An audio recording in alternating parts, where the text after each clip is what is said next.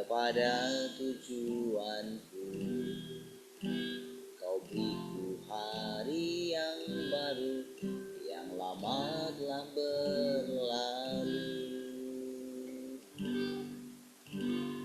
Ku melupakan yang di belakangku. Ku serahkan diriku hanya padamu Tuhan, dan ku berlari kepada tujuanku. Kau beriku hari yang baru, yang lama telah berlalu.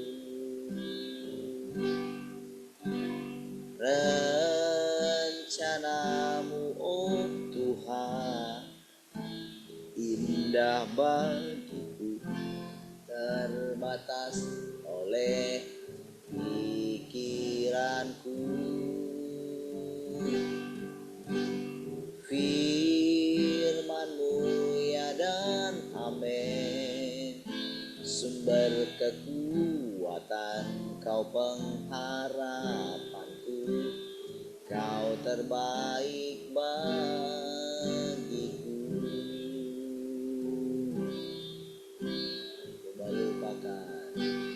Ku melupakan yang di belakangku. Ku serahkan diriku hanya padamu Yesus, dan berlari kepada tujuanku. Kau beriku hari yang baru, yang lama telah berlalu. Rencanamu, oh Tuhan, indah bagiku, tak terbatas oleh pikiranku. Firman-Mu ya dan amin, sumber kekuatan, Kau pengharapanku, Kau terbaik bagiku. Rencanamu, oh Tuhan, indah bagiku, tak terbatas oleh pikiranku. Firman-Mu ya dan amin, sumber kekuatan, Kau pengharapanku, Kau terbaik bagiku.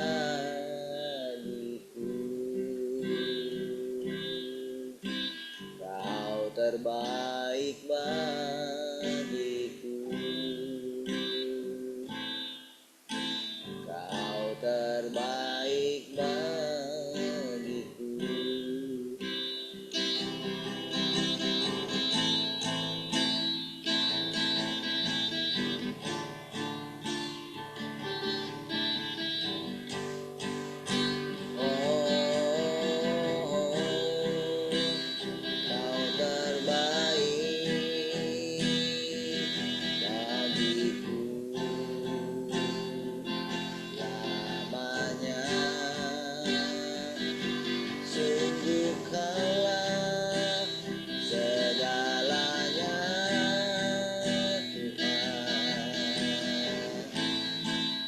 Kau yang termulia,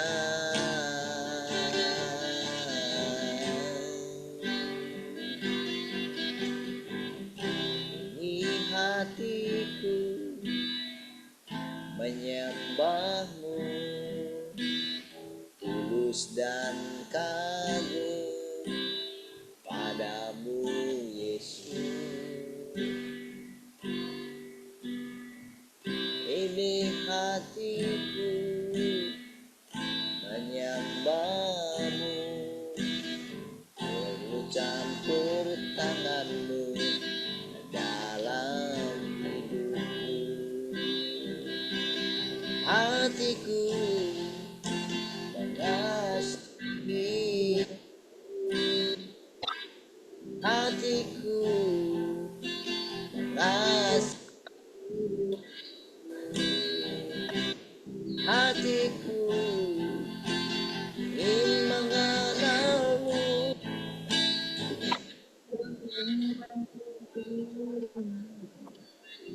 Tuhan, kau lihat hatiku,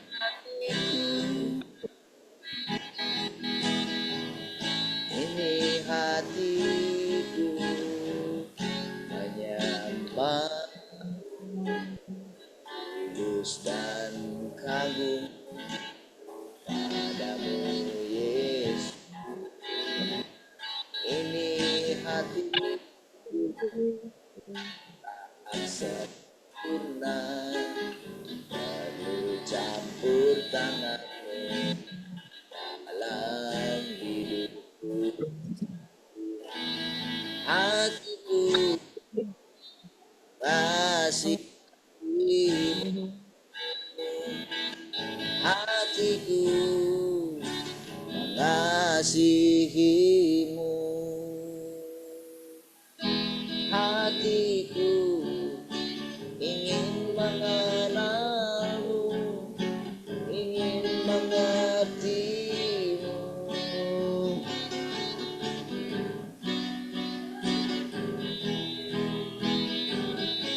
Hatiku, hatiku mengasihimu, hatiku mengasihimu, hatiku ingin mengenalmu, ingin mengertimu. Tuhan, kau lihat, segala gagasan hatiku, hatiku mengasihi, hatiku mengasihi.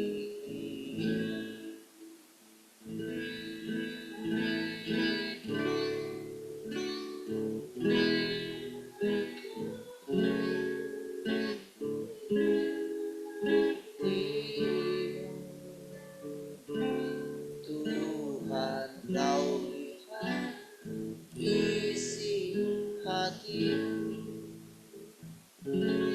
Tuhan, kau lihat isi hatiku, Tuhan, kau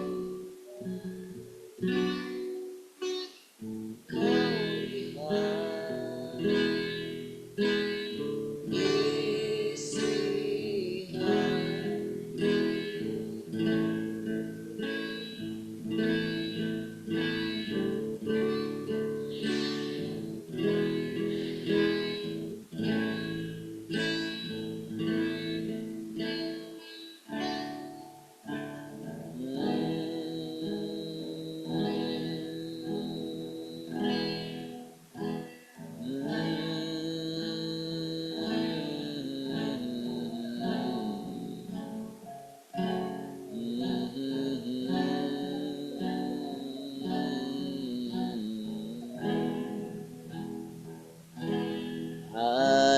haleluya. Oh,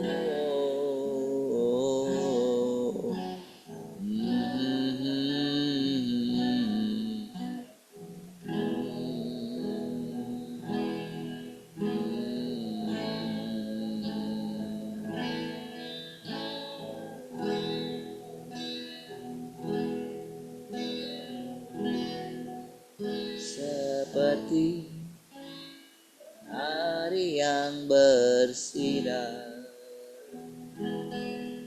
seperti itu kasih Bapa, seperti gelombang samudra yang tak pernah berhenti, Kau mengasihiku seperti tingginya langit biru. Demikian dikasih Bapa sedalam Bapa yang mau, demikian dalam Kau tebus hidupku. Kasih-Mu lebih dari mentari yang tak pernah berhenti, memancarkan sinarnya cinta-Mu lebih dari samudra, tenggelamku di dalam kesetiaan-Mu Tuhan. Terima kasih atas cinta-Mu. Ku kagum akan cinta-Mu, ku kagum akan kasih-Mu yang tak pernah berhenti.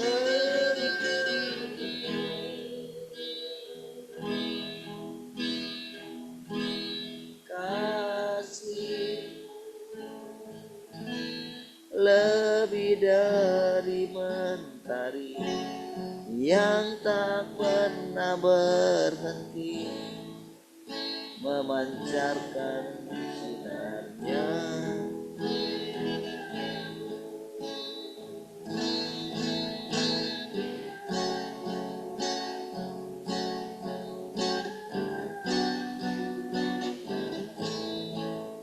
Kesetiaan-Mu Tuhan.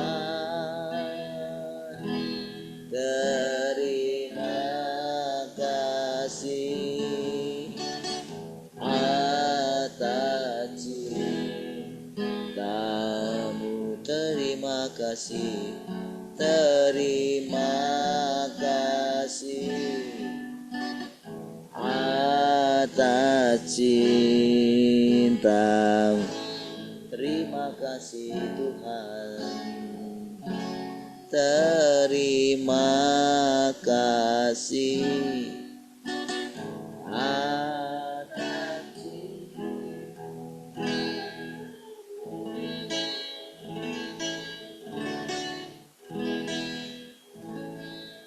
Haleluya.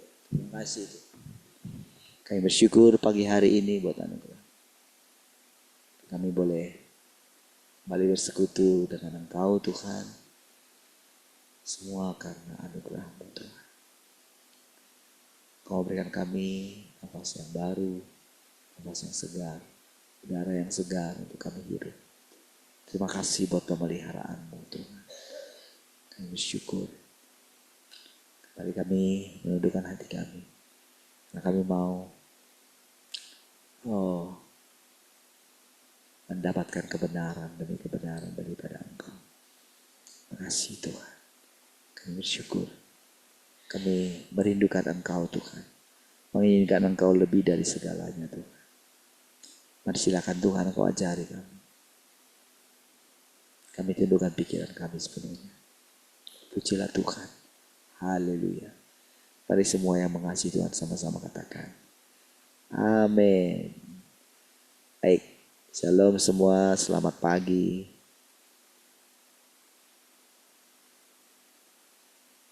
Shalom, selamat pagi semua.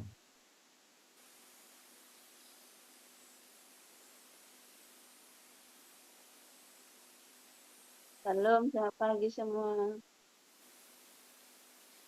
Shalom, selamat pagi semua. Shalom, selamat pagi semua. Shalom, selamat pagi semua. Selamat pagi semua.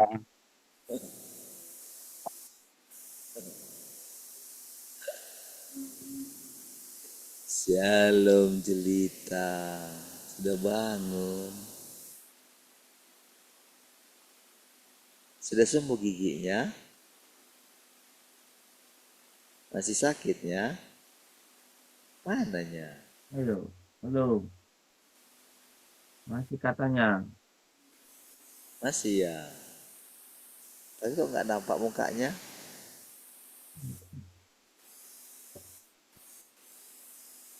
Hmm, Mananya?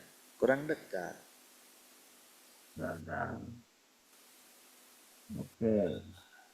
Aduh, Tapi sekolah kan nanti kan?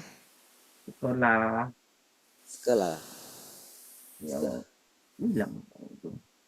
Oke. Sekolah, Sekolah. sekolah tuh ada. Gak kedengaran lah. Sekolah tuh ada. Oke lah. Selamat sekolah lah ya. Ya, tuh ada. Baik, puji Tuhan.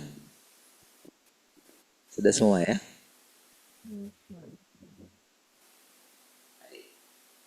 Kan?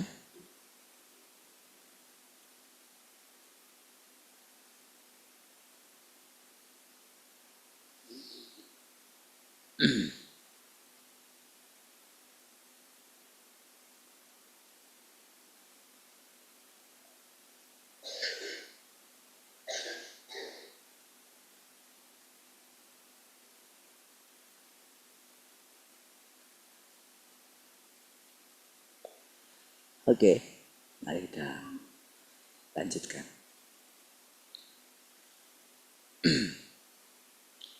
Membawa firman Tuhan ini ke dalam kehidupan nyata adalah arti praktis dari membawa Tuhan ke dalam kehidupan nyata. Ya. Sekarang ini orang-orang terutama harus memperlengkapi diri mereka dengan hal-hal berikut ini. Di satu sisi mereka harus memperbaiki kualitas mereka menjadi terpelajar dan meningkatkan keterampilan membaca dan pemahaman mereka. Di sisi lain, mereka harus menjalani kehidupan dari seorang manusia normal. Oke. Yang harus diperlengkapi gitu. Jadi tidak boleh mengatakan, oh memang aku tidak terpelajar, nggak bisa kayak gitu, karena kan sebetulnya manusia itu kan diciptakan serupa dan segambar dengan Tuhan. Jadi hikmat kita itu menjadi terpelajar itu karena ya kita mau belajar gitu. Jadi kalau selama ini kita dibatasi, oh pokoknya nggak perlu sekolah tinggi-tinggi misalnya gitu kan. Kita membatasi diri kita sampai di level tertentu, itu kan buatan dunia. Sementara ketika kita belajar firman Tuhan, itu berarti kita itu sedang diajar oleh Tuhan. Bayangkan kalau seorang murid diajar oleh seorang guru yang terbaik gitu kan. Pasti murid itu juga menjadi murid terbaik juga. Logikanya kan demikian. Nah, kita ini kan diajar oleh guru yang terbaik, Tuhan itu sendiri. Berarti kan pastilah kita bisa menjadi pelajar yang terbaik. Logikanya begitu ya. Nah, jadi ketika dikatakan yang diminta dari kita gitu kan, jadi ada, kalau kita lihat ke atas dikatakan sekarang ini orang-orang terutama harus memperlengkapi diri mereka dengan hal-hal berikut ini. Apa itu? Di satu sisi mereka harus memperbaiki kualitas mereka menjadi terpelajar. Jadi kalau terpelajar itu kan adalah orang-orang yang belajar. Itu artinya ya, terpelajar. Bukan memiliki gelar tertentu gitu loh. Kan gelar-gelar itu kan diberikan oleh dunia gitu. Ya, belajar ilmu tertentu, makanya dikatakan terpelajar. Orang-orang yang belajar. Nah, jadi kita juga termasuk orang yang belajar gitu. Bahkan kalau kita perhatikan gitu, pelajaran yang kita pelajari itu sungguh sangat tinggi gitu. Memang ada kata-kata yang mungkin baru bagi kita gitu kan. Nah, tetapi kalau sekali, 2 kali, 3 kali ketika dijelaskan arti daripada kata-kata itu, berarti kan kita jadi tahu kan kata-kata itu kan. Istilah-istilah tertentu kan. Cerita-cerita tertentu gitu. Kalau kita misalnya mengikuti media sosial misalnya, membahas, pasti kan muncul kata-kata yang baru kan. Nah, orang-orang di orang-orang terkemuka gitu kan, atau misalnya politikus-politikus atau pengamat-pengamat, mereka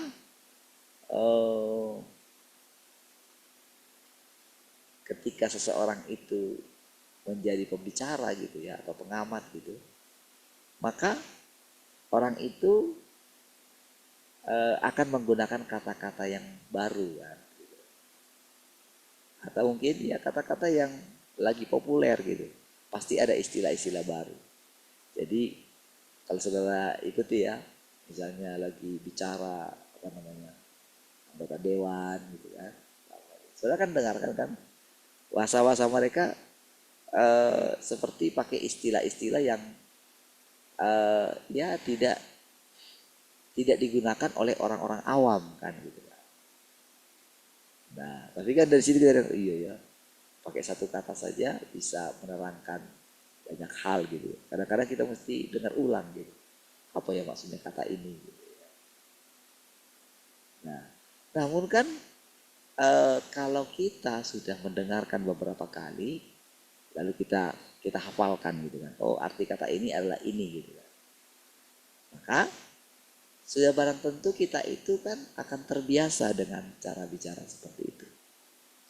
Namun kata terpelajar di sini, saudara, itu lebih mengacu kepada kita itu mendapatkan hikmat Tuhan.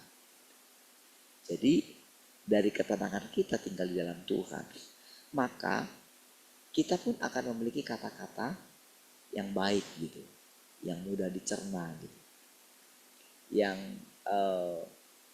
ketika orang mendengarnya itu, siapapun dia, membuat orang itu tertarik kepada perkataan-perkataan yang kita sampaikan gitu. Karena menurut mereka elegan gitu, kata-katanya. Nah, disinilah saudara, Tuhan itu saudara bisa menjangkau semua orang, semua kalangan. Ya, di semua lini gitu ya. Jadi ketika kita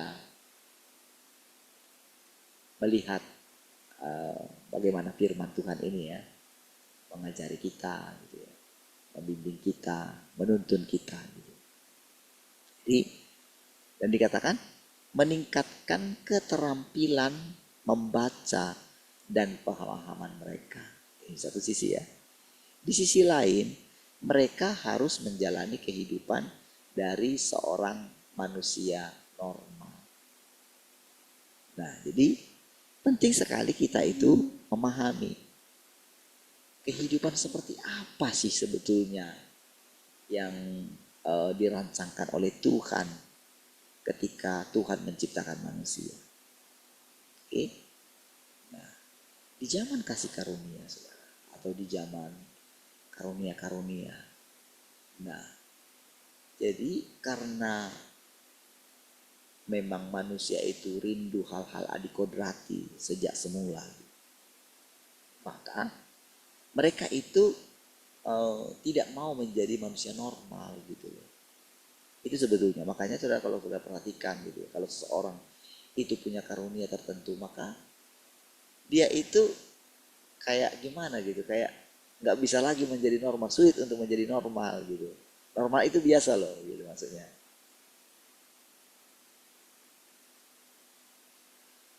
Jadi sebetulnya mengharap-harapkan mujizat itu juga itu sebetulnya nggak normal. Jadi permasalahan kenapa Yesus itu ditolak adalah ketika dia itu tidak mau memenuhi permintaan orang-orang Yahudi supaya dia itu membuat hal-hal yang besar seperti Musa, seperti Elia. Ketika mereka terus meminta hal-hal yang besar, maka Tuhan justru mengatakan kepada mereka tanda Yunus gitu. Nah, jadi perhatikan saudara ya. Jadi apa yang sedang dikerjakan Tuhan di dalam diri kita? Jadi ketika dikatakan itu menjalani kehidupan dari seorang manusia normal, nah itu penting saudara. Karena itu memang tujuan Tuhan gitu. Ketika menciptakan manusia ini gitu. Makanya kita tidak diharapkan Tuhan mengembangkan karunia roh kita lagi. Tetapi sekaligus sebetulnya juga, jadi sekarang kita itu jadi punya gambaran. Tuhan seperti apa yang sedang kita sembah. Jadi hal-hal yang adikodrati itu sangat dikurangkan oleh Tuhan sekarang ini. Demi kita tidak demi kita terlepas dari segala kerusakan kita gitu loh. Kan kita pernah mengalaminya gitu kan. Hal-hal adikodrati, hal-hal supranatural gitu kan. Tapi kan itu kan membuat kita itu menjadi penting kan menurut kita gitu. Makanya waktu murid-murid bisa mengusir setan, bahkan setan-setan tunduk kepada mereka, itu kan Tuhan bilang apa? Kan dia bersuka cita di situ kan. Tapi setelah itu dikatakan janganlah kamu terlalu bangga dengan itu gitu. Makanya sampai dia bilang ketika mereka minta supaya mereka bisa melakukan perbuatan-perbuatan besar, Tuhan Yesus bilang apa? Kalau kamu punya iman sebesar biji sesawi saja. Kan kalau sekarang ini kan kalau orang bisa misalnya melakukan mujizat, kan orang itu akan dikatakan, oh iman orang itu besar. Padahal Tuhan bilang, iman sebesar biji sesawi sudah cukup untuk melakukan perbuatan-perbuatan yang besar. Apa artinya di situ saudara? Bahwa iman kita sekarang bukanlah untuk melakukan perbuatan-perbuatan besar. Tapi iman kita sekarang bisa percaya sekalipun tidak merasakan Tuhan, tidak melihat Tuhan. Nah, perhatikan di situ, ini penting sekali saudara. Bukan berarti kita jadi mundur, justru ini kita mengalami kemajuan yang sangat pesat. Saya bisa mengatakan hal seperti ini saudara, ya karena saya merasakannya gitu. Semakin kita normal, semakin kita biasa gitu. Karena kita sudah pernah punya pengalaman itu, jadi kita punya perbandingan gitu.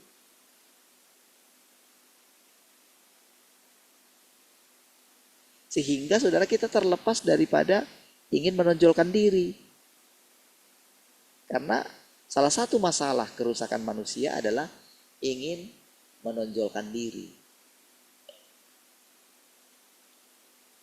Itulah senjata iblis yang mematikan. Dan itulah memang kerinduan dia kan. Dosa dia, akar dosanya itu kan adalah ingin menyamai yang maha tinggi kan. Dia ingin dipuja, dia ingin disembah, dia ingin malaikat-malaikat yang lain tunduk kepada dia, mengikuti segala kemauan. Jadi orang-orang yang ditelannya ya pasti akan seperti dia. Nah, jadi pengajaran Tuhan, firman Tuhan itu membawa kita kepada paradigma yang baru. Nah, disitulah kita itu tidak akan bisa dikenali lagi oleh iblis, tidak bisa lagi dikendalikan oleh dia. Nah, makanya sampai kapanpun kan dia tidak akan bisa memasuki area Tuhan. Bukan berarti Tuhan itu tinggal di satu tempat, misalnya dijaga oleh malaikat-malaikatnya gitu kan.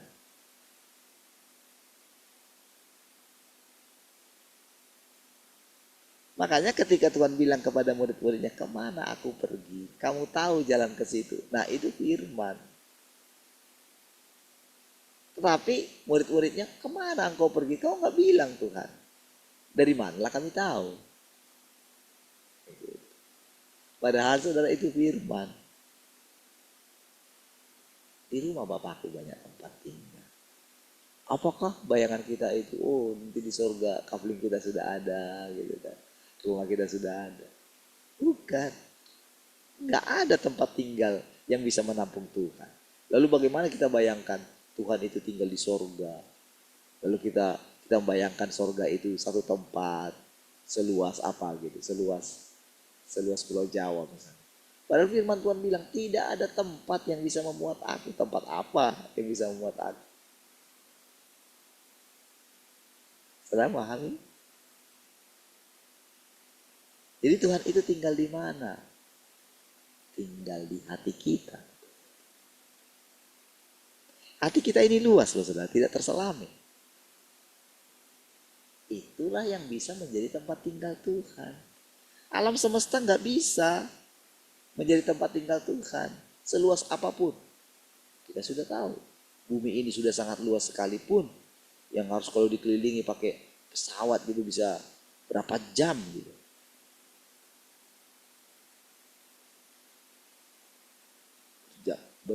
Berjam-jam gitu dengan pesawat yang sangat cepat sekali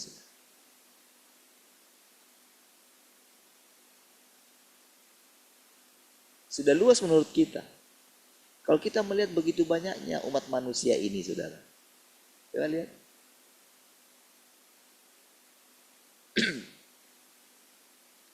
kira-kira saudara bisa menyelami nggak kedalaman hati manusia? Satu aja sulit kita selami. Orang yang paling dekat dengan kita saja tidak bisa kita selami kedalaman hati. Kalau dia tidak cerita. Itu pun sebanyak apa sih yang bisa dia cerita? Itu pun yang kita tahu adalah apa yang pernah dijalaninya. Saya dulu waktu kecil begini. Saya begini. Sebatas itu kan. Tetapi apakah orang itu berhenti di masa dari dia sekarang dengan yang dulu? Dari sejak dia lahir sampai dia sekarang umurnya. Apakah manusia itu berhenti di situ? Tidak kan? Apakah kita tahu apa yang akan terjadi kepada kehidupan kita yang akan datang? Kita tidak tahu kan? Berarti kita belum tahu kehidupan seseorang. Itu satu orang. Bagaimana satu keluarga? Bagaimana satu suku? Bagaimana satu bangsa? Bagaimana bangsa-bangsa? Dan firman Tuhan katakan semuanya ada di dalam Tuhan. Dan Tuhan memenuhi segala sesuatu. Coba perhatikan peristiwa-peristiwa yang terjadi. Kan begitu banyak peristiwa-peristiwa yang terjadi di seluruh muka bumi. Bukankah begitu saudara? Itu banyak kan? kejadian-kejadian setiap hari gitu. Jangan setiap hari gitu. Setiap detik saja, setiap menit saja. Ada begitu banyak peristiwa yang terjadi. Ada kelahiran, ada kematian, ada kecelakaan. Ada orang yang lagi di rumah sakit dengan nafas yang satu-satu. Gitu. Ada orang yang baru masuk rumah sakit. Ada begitu banyak sekali peristiwa-peristiwa yang terjadi. Tapi firman Tuhan katakan, Tuhan mengendalikan segala sesuatu. Bisa nggak terpikir sama saudara itu? Nah, dengan mengatakan hal ini saudara ya, apa tujuan Tuhan? Dengan mengatakan semua yang baru saudara dengar, dia itu sedang menstimulasi pikiran kita. Supaya pikiran kita itu mulai belajar. Jadi ketika kita itu mengatakan Tuhan ada di dalam diri kita, gitu kan? Itu mesti jelas. Jelasnya apa?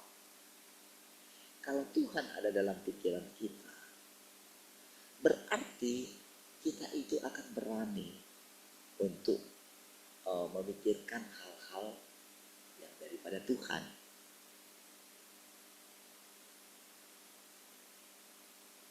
Kira-kira saudara kalau kita punya pikiran seperti itu, betapa kayanya dia, betapa berhikmatnya dia,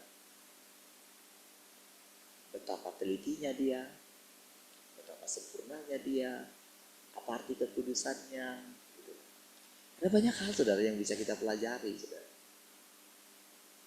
Dan cara belajar kita itu saudara, itu tidak tegang gitu. Tidak seperti kita itu di sekolah dulu gitu. Kalau namanya sudah ada hal-hal kan yang kita malas untuk belajar gitu ya. Karena tidak suka dengan, tidak pas dengan tipe kita gitu. Ada orang kalau misalnya ketemu dengan pelajaran matematika gitu. Malah supaya tidak ada pelajaran matematika ya gitu kan.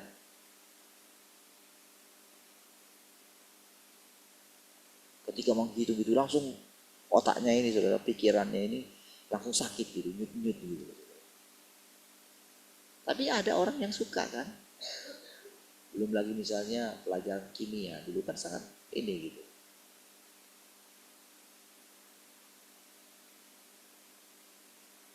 Fisika lagi. Nah, tetapi ada yang orang suka pelajaran itu.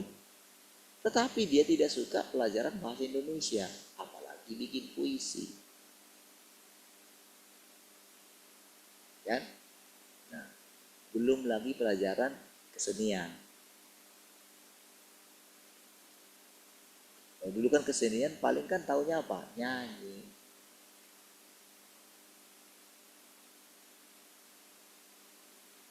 Apalagi bikin puisi, bikin pantun. Tapi ada kan orang yang suka kan?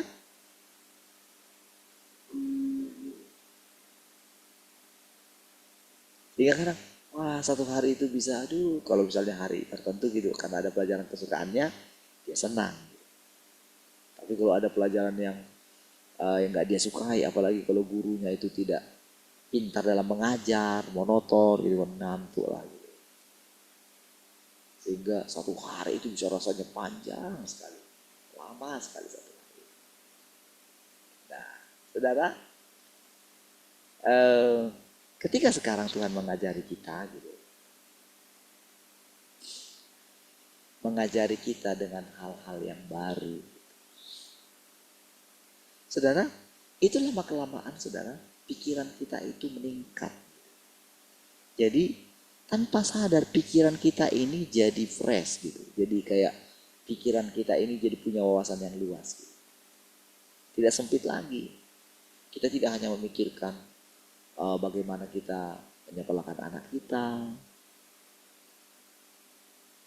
Bukan kalau misalnya sampai taruh itu, sudah yang penting anaknya sudah sekolah. Yang penting nanti anakku sudah kuliah, setelah itu bekerja, setelah itu. Yang jadi masalah, setelah selesai kita semua hantarkan anak-anak kita. Gimana? Ya kan? Apakah hidup itu hanya seperti itu?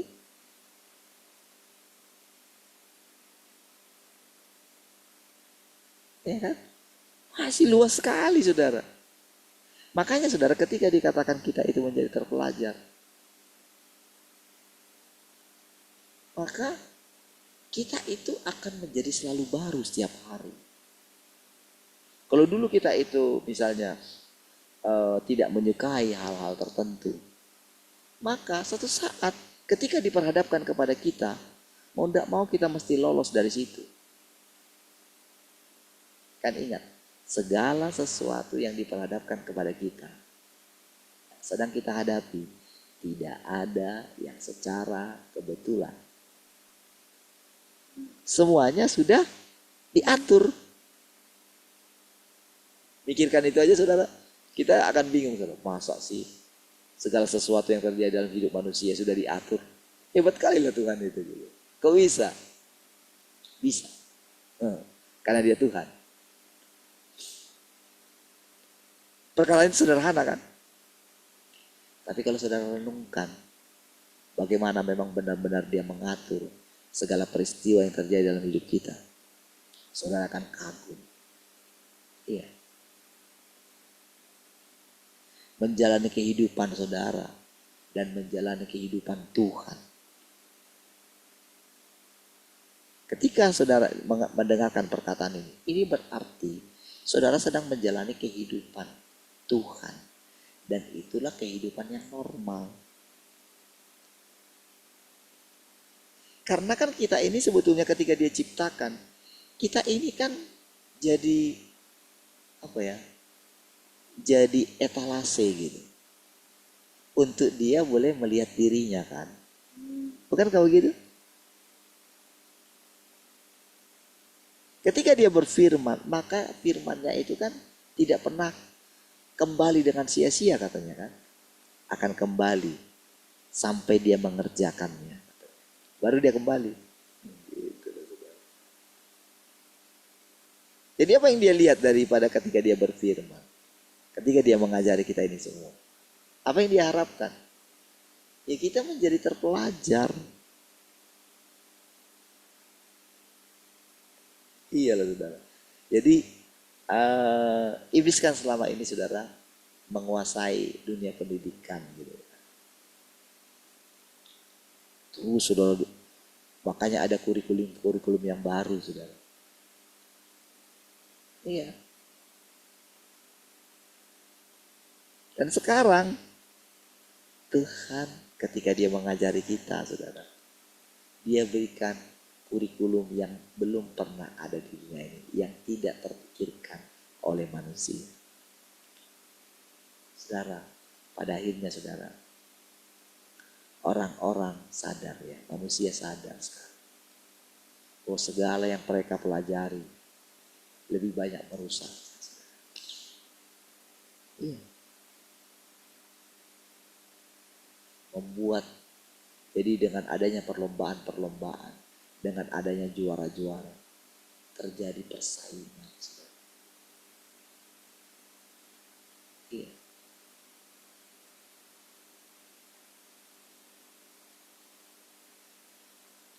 Orang yang pintar, ketika misalnya pas ujian kan nggak mungkin dia memberikan soal jawabannya kan, nah aja dia. Tetapi orang yang nggak pintar tapi punya uang bisa dibeli kepintaran orang lain. Makanya banyak orang bikin apa? Ijazah palsu kan. Makanya walaupun orang tak sekolah, ada alternatif lain kan. Paket A, paket B, paket C kan. Ada yang nggak sekolah bisa kejar paket A, jadi dia SD. Paket B, SMP lulus. Paket C, apa nama sekolahnya? Sekolah mawar.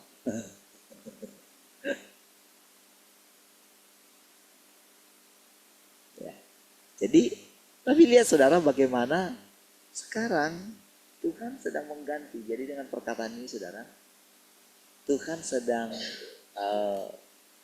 menunjukkan kepada manusia gitu, bahwa sebetulnya telah ada sekolah di bawah pohon kehidupan. Tuhanlah sekolah, Tuhanlah pohon kehidupan. Disitulah kita makan firman Tuhan. Jadi kalau dikatakan makan Tuhan itu tidak sesempit yang kita bayangkan dulu gitu. Itu sangat luas sekali saudara. Memakan Tuhan itu. Bahkan sekarang kan pengertiannya Tuhan berinkarnasi.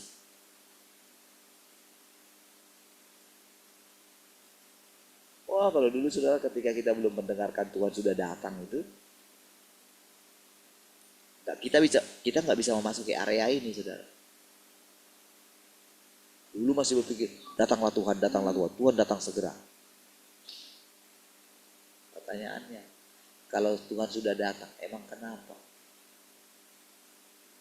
Menjadi apa? Orang kita dulu kan nggak ngerti itu saudara. Masuk surga, di surga itu ngapain? Kan nggak tahu. Semua kan itu misteri sampai hari ini saudara, orang tidak mengetahui itu. Tapi coba lihat sekarang. Kira-kira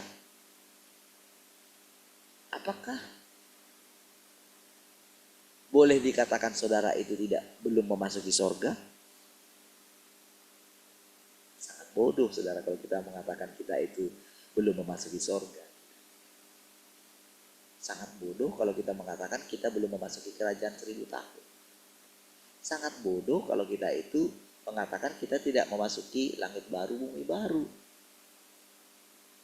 Semua kita sudah masuki. Cuman istilahnya masih ada di alam roh. Gitu. Atau alam roh apa? Di pikiran kita yang mulai bersemangat hari-hari. Dengan saudara bersemangat, dengan saudara tidak lagi diintimidasi oleh dunia ini, dengan cara pandang saudara terhadap kehidupan ini berbeda. Coba misalnya ketika Tuhan menjadi miskin supaya kita menjadi kaya, bolehkah kita katakan Tuhan itu miskin? Ini gak mungkin. Orang dia punya segalanya, bahkan dia mengatur segala sesuatu. Cobalah sudah. Namun dikatakan dia miskin.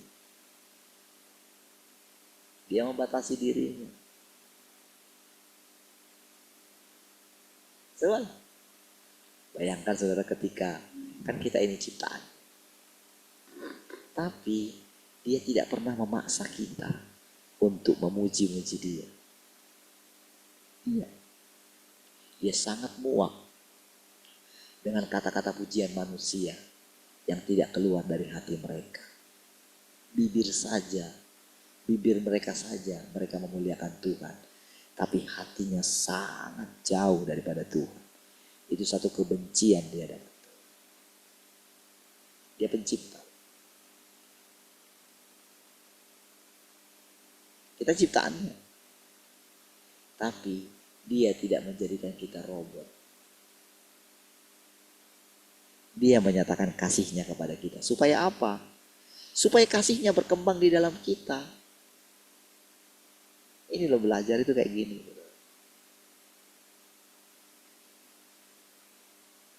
Ya kita boleh menggunakan istilah. Makanya kalau dikatakan terpelajar itu ya banyak belajar. Gitu. Banyak membaca. Ketika kita menemukan sesuatu yang sulit kita pahami. Kan ada banyak-banyak kata-kata yang jarang kita ini di sini sudah kita pelajari karena kita terlalu sibuk dengan dunia kita. Itu urusan orang lah menjadi pintar itu. Sementara Tuhan mau menjadikan kita itu menjadi terpelajar karena Tuhan itu terpelajar. Orang yang mau belajar. Gitu. Jadi siapapun dia kalau mau belajar, belajar itu kan luas.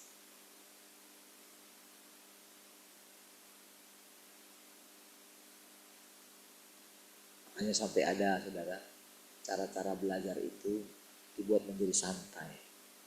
Iya. Kerja kelompok, bagaimana interaksi satu dengan yang lain. Apa yang kurang. Bahkan dulu sempat kan sampai diberikan waktu istirahat kan. Sampai mereka bisa tidur gitu. Dulu kan, pernah kan?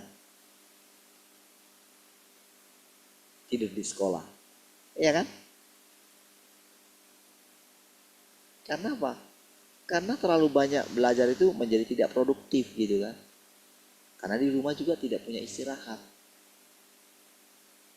Tidak punya pemahaman. Oh, kalau istirahat cukup, maka otaknya bisa segar lagi. Apakah begitu? Itu kan hanya usaha manusia. Cobalah perhatikan bagaimana cara Tuhan mengajar kita setiap hari. Iya. Kita nggak tahu bagaimana diri kita ini setiap kali kita mendengar firman. Perubahan apa yang terjadi? Tuhan yang tahu. Lebih dulu. Baru nanti kita mengetahui. Iya. Jadi ketika saudara sekarang mendengarkan firman Tuhan, ada tujuannya semua. Ada gunanya. Justru disinilah kita itu akan mengerti bagaimana Tuhan itu sungguh. Begitu kita mengetahui bagaimana Tuhan, disitulah kita akan menemukan tujuan hidup kita. Iya. Tuhan itu gak kelihatan. Tetapi itu tidak benar seluruhnya. Justru sekarang Tuhan itu kelihatan. Di mana saudara bisa lihat Tuhan? Bagaimana rupa itu sesungguhnya? Rupa saudara adalah rupa Tuhan. Gitu loh saudara. Semakin hari kita itu mendengarkan firman Tuhan, itulah wajah Tuhan. Firman Tuhan itulah wajah Tuhan yang sesungguhnya. Jadi kalau kita itu rindu melihat wajah Tuhan yang sesungguhnya, belajar Tuhan. Gitu loh saudara. Dan kita belajar sekarang firman Tuhan yang baru ini saudara. Wawasan kita luas sekali. Nanti ketika kita dibawa, makanya saudara kalau saudara sering dengarkan contoh-contoh, misalnya apa yang saya lihat di apa gitu ya. Saya kan ya belajarnya jadinya luas kan. Kalau orang-orang itu saudara ya, ada teman yang juga suka ini belajar gitu kan, teman kita dulu Pak Tete Butiban itu kan, apa Tete Butiban itu kan, dia kan pintar gitu kan, dia kalau nggak salah dia lulus, dia ITB juga tuh saya lupa ya. Nah, jadi ketika saya cerita tentang keadaan bangsa kita gitu kan, gimana Bapak tahu itu? Iya, Bapak kan hanya mendengarkan. Kalau yang ini kan kalau sudah gak suka Bapak kan pasti Bapak gak mau dengar kan? Karena Bapak sudah punya paradigma kan? Kalau saya enggak, siapa saja saya akan dengarkan. Iya, waktu misalnya masalah dulu Anies gitu kan. Wah itu kan orang sangat gimana gitu kan. Saya kan udah bilang, lihat mukanya aja. Jangankan dengarkan, lihat mukanya aja udah mau muntah. Banyak orang seperti itu, saudara.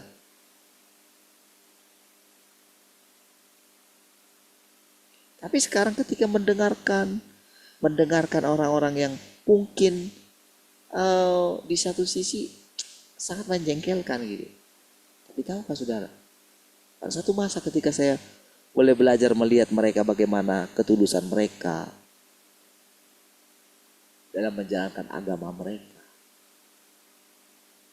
tentu sangat lebih baik daripada orang-orang yang sudah terlalu sekuler, saudara. Sangat menjijikkan saudara dunia sekuler, saudara. Tapi di situ pun tidak menghalangi kita untuk mempelajari segala sesuatu. Sehingga saudara, nanti wawasan kita untuk bagaimana nanti dunia yang akan kita masuki gitu ya, dari hari ke hari. Kita akan melihat bagaimana hal-hal yang yang tidak sesuai dengan firman Tuhan itu akan lenyap. Disitulah baru kita ngerti, oh ini artinya ya, dilenyapkan. Saudara, sampai sekarang orang itu tidak mengerti misteri tentang neraka dan surga. Bayangan mereka api aja yang menyala-nyala. Mereka gak ngerti semua. Semua itulah firman. Coba lihat sekarang saudara, pernahkah saudara merenungkan tentang orang-orang yang pernah ada? Kemanakah mereka?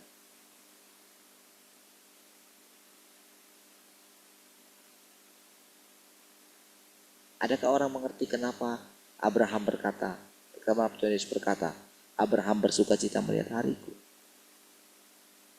Kemana semua tokoh-tokoh itu? Apakah mereka hilang? Lalu kalau mereka di alam roh, apa yang mereka kerjakan di alam roh? Adakah yang tahu? Ada yang tahu?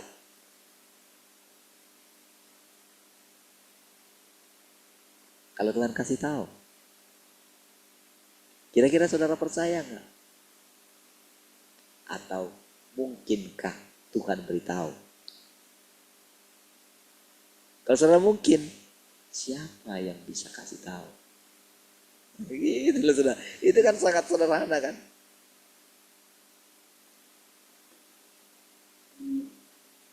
Bukankah Tuhan ada dalam diri saudara? Apa buktinya Tuhan ada dalam diri saudara? Bukankah Tuhan berinkarnasi dalam daging? Apa buktinya? Dari mana kamu tahu kalau Tuhan telah datang kedua kali? Dari mana? Dari mana saudara?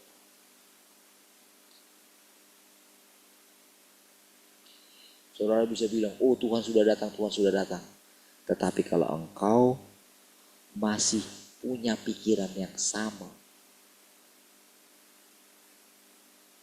seperti dulu, engkau tidak memiliki sukacita, engkau tidak memiliki kebebasan, masalah masih mencengkeram.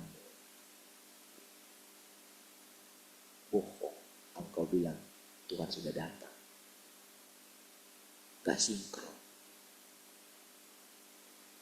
Ya.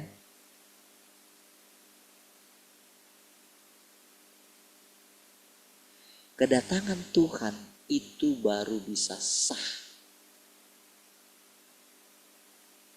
kalau engkau mengalaminya sendiri. Mengalami kedatangan Tuhan itu. Dan bila engkau sudah mengalami kedatangan Tuhan itu, tanda apa yang engkau miliki yang sangat mudah engkau lihat dalam dirimu? Pertama, apa tanda apa? Engkau selalu punya kesegaran yang baru, semangat yang baru, hidup yang baru. Ketika masalah datang, engkau tidak menghindar, tetapi engkau menghadapinya. Karena engkau percaya Tuhan mengendalikan segala sesuatu. Kalau dikatakan Tuhan mengendalikan segala sesuatu, berarti engkau sedang dibawa Dia mengendalikan segala sesuatu. Nah, paham ya? Paham ya? Tapi dengan mengatakan mereka harus menjalani kehidupan dari seorang manusia normal. Tinggi sekali kan tadi kan ekspektasinya kan. Cuman Tuhan bilang kau harus menjalani kehidupan manusia normal. Itu sebabnya sudah Tuhan sangat. Jadi ketika Dia menjadi manusia, itu adalah sesuatu yang sangat disukai. Sementara manusia, mereka itu ingin hal supernatural. Berarti kan ketinggalan zaman, saudara.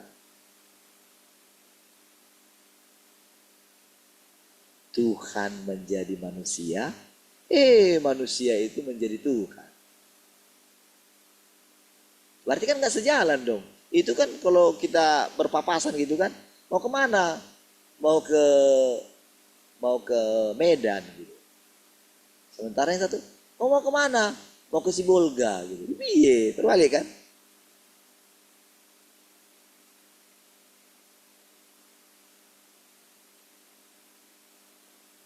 Iya kan? Jadi ketika kita menghadapi hal-hal yang sederhana,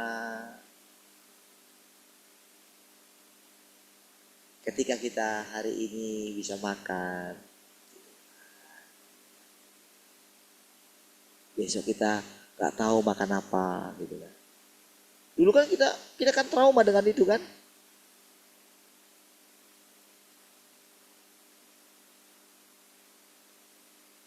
Itu hal-hal yang paling sekecil itu, sesederhana itu. Kalau kita renungkan saudara, kenapa aku nggak menikmati hidup? Kenapa banyak orang tidak bisa menikmati hidup? Karena itu saudara. Karena mereka ingin lebih daripada manusia lain. Itu sangat merusak umat manusia.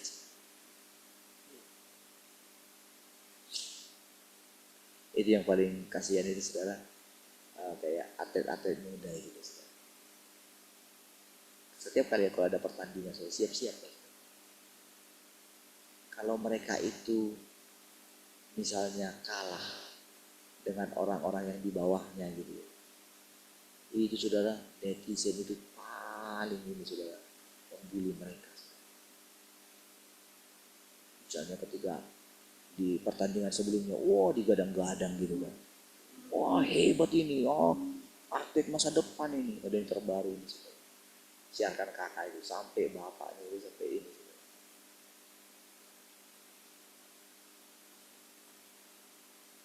Waktu di U16, wah hebat sekali. Tapi waktu di U19, wah loyo gitu kan. Sampai dikritik habis-habisan gitu. Yang kritik juga sih ini ya, wah bapak yang sekali. Anak saya kan masih umurnya 16, wah.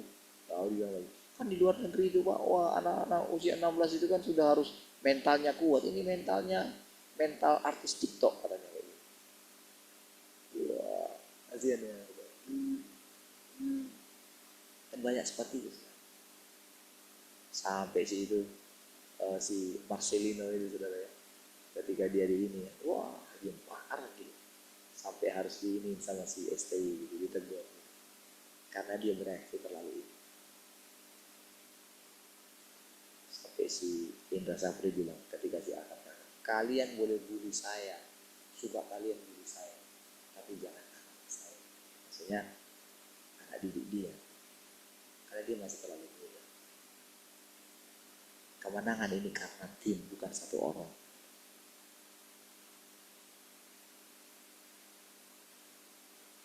Dunia itu keras. Dunia itu kejam.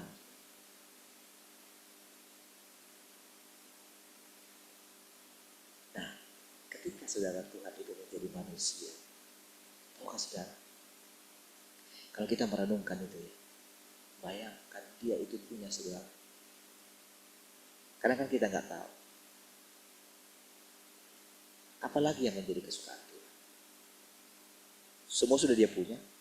Apa aja dia bisa kok. Iya kan? Tapi mana kita tahu hatinya dia. Karena kita tahu kesukaan dia. Kita masih bisa suka saudara. Suka ke tempat tertentu. Suka misalnya kalau kita minum kopi gitu kan. Sederhana kan? Saya kemarin ada lihat saya lagi jemput anaknya gitu. Saya lihat ada orang ngopi dia lagi tunggu angkas gitu. Saya lihat gitu. Dia lagi ngopi gitu, mungkin kopinya diantar ke situ. Saya enak sekali minum kayak gitu. Bukan kopinya, suasananya. Kalau paling berapa menit ya? Atau ya 15 menit. bisa menikmati. Ada orang yang kalau misalnya merokok habis itu makan katanya kan, wah nikmat sekali. Ada banyak sekali saudara kebahagiaan yang bisa dinikmati manusia. Misalnya makanan tertentu. Ada orang kalau makan apa misalnya, makan makanan seafood misalnya, rasanya, atau makanan BPK dari sopanya. Itu kan orang-orang kan kesukaan. Ada orang yang suka nonton bola misalnya. Tapi Tuhan, apa yang menjadi kesukaan Tuhan? Ya kan? Tuhan hidup jauh lebih lama daripada manusia ini. Bahkan sampai kita tidak tahu asal muasalnya. Iya kan? Dari mana dan kemana dia pergi, kita tidak tahu. Apa yang menjadi kesukaannya kita tidak tahu. Makanya ketika Yesus berbincang-bincang dengan perempuan Samaria, lalu Tuhan bilang, aku sudah tidak lapar. Padaku ada makanan yang tidak kamu kenal. Manusia saudara, kalau masalah makan kan bukan hanya untuk mengenyangkan perut kan. Kalau hanya untuk mengenyangkan perut, nggak perlu garam, nggak perlu kecap, nggak perlu saus. Kalau hanya untuk mengenyangkan perut.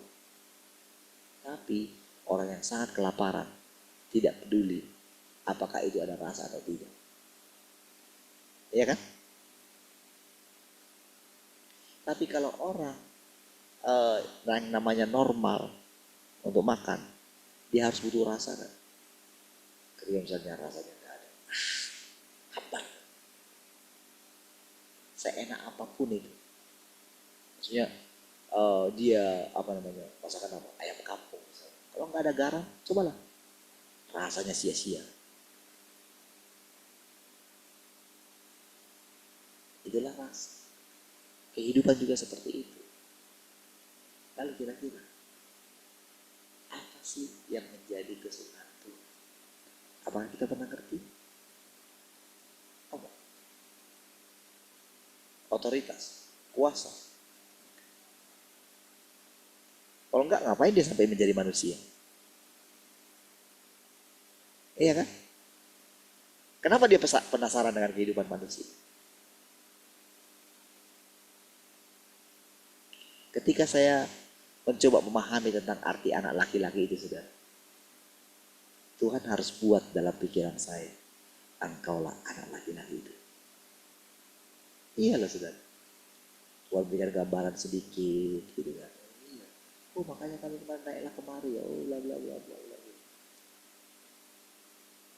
Dan selanjutnya Tuhan ajarkan. Emang kenapa rupanya Tuhan? Tadinya kan, wah masa sih kan pikiran kita kan anak laki-laki itu kan, wah Yesus lah segala macam kan gitu kan. Tapi kapan kita bisa mengerti kisah itu sesungguhnya? Kalau kita tidak diizinkan mengalaminya sendiri. Bagaimana Tuhan bisa menyelamatkan kita kalau Tuhan itu tidak menjadi manusia?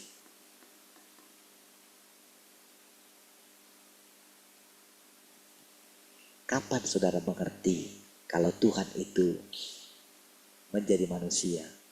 Kalau saudara tidak mengalami Tuhan itu sendiri. Kapan saudara mengerti kekudusan Tuhan? Kalau Tuhan yang kudus itu tidak hidup di dalam saudara. Kapan saudara mengerti tentang apa yang menjadi kepuasan Tuhan? Kalau Tuhan itu tidak menyatakan dirinya di dalam engkau. Jadi cobalah saudara, jalani kehidupan kita dengan normal. Iya. Ketika engkau makan, maka Tuhan itu sedang makan. Ya, memang Tuhan itu tidak perlu makan lagi.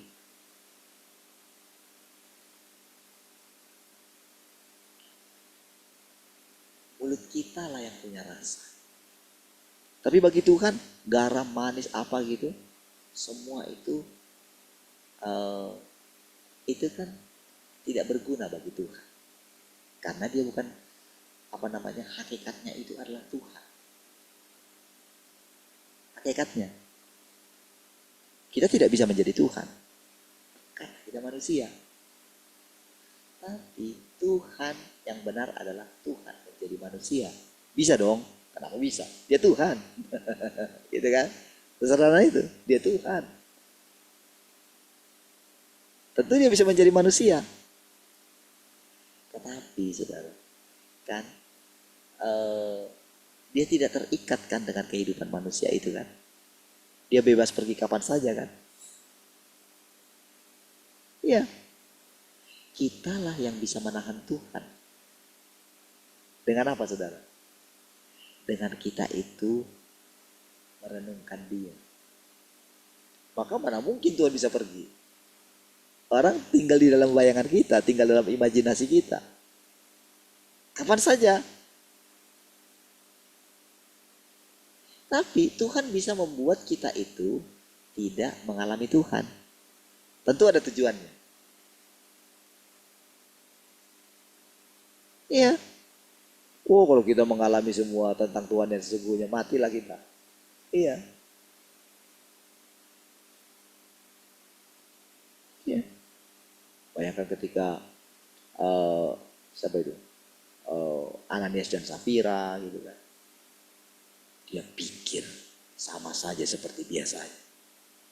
Dia pikir Tuhan itu hanya di mulut.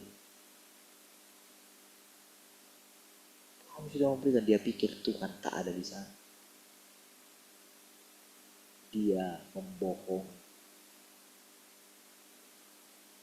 Mati langsung. Itu menjadi pelajaran yang sangat benar.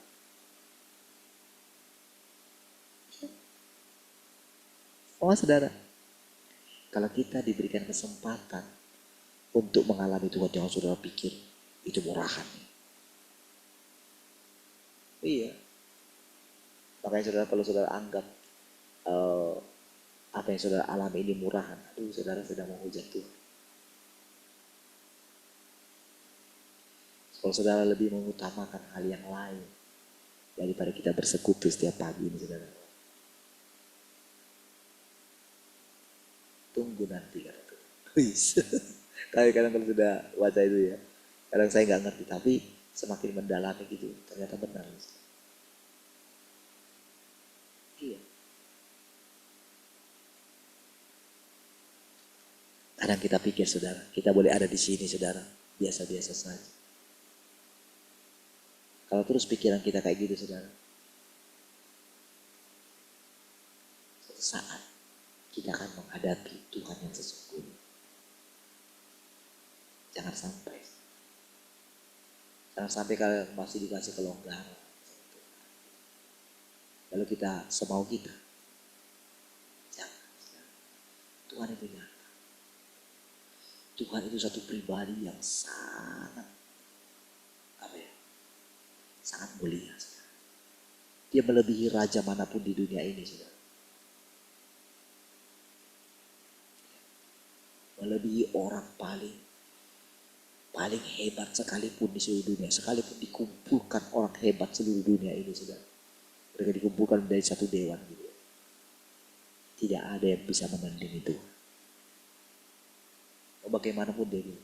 Sepintar apapun, sehebat apapun mereka punya kuasa.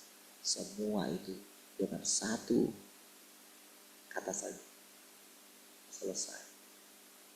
Iya. Nggak perlu dia mengotori tangannya. Hanya dia berpikir saja. Hanya dia. Itu saja. Sudah selesai. Jadi saudara, kalau kita diberikan pengertian setiap kita mendengarkan dia setiap hari. Saudara mesti fokus kepada dia. Iya. Makanya saudara kita bisa menghargai, bisa menerima siapapun yang bicara. Karena takut kita sama Tuhan. Kita menghormati orang lain. Bahkan kita itu memberkati orang yang menganiaya kita. Itu karena pengenalan kita akan Tuhan. Iya. Ada perjalanan yang panjang yang kita lewati, yang akan kita jalani. Jalanilah hidupmu dengan ucapan syukur. Ya. Setiap hari tidak pernah sama, selalu baru. Itulah artinya engkau sedang tinggal dalam kerajaan surga. Iya, kemanapun engkau dibawa, bersiap. Iya, kemanapun engkau dibawa, engkau seperti adventure bersama dengan Tuhan, berpetualang bersama dengan Tuhan setiap hari. Baik, kita berdoa. Kasih Tuhan, kami bersyukur buat persekutuan pagi. Engkau terus berbicara kepada kami, dan Engkau terus menuntun kami. Terima kasih Tuhan buat perkataan-perkataan yang menyegarkan kami. Terima kasih Tuhan sepanjang hari ini juga kami bersama-sama dengan Engkau. Kami bekerja bersama dengan Engkau, beraktivitas bersama dengan Engkau, karena Engkau tinggal dalam hidup kami. Pujilah Tuhan, jiwa kami memuliakan Engkau. Haleluya. Mari semua yang mengasihi Tuhan sama-sama katakan amin.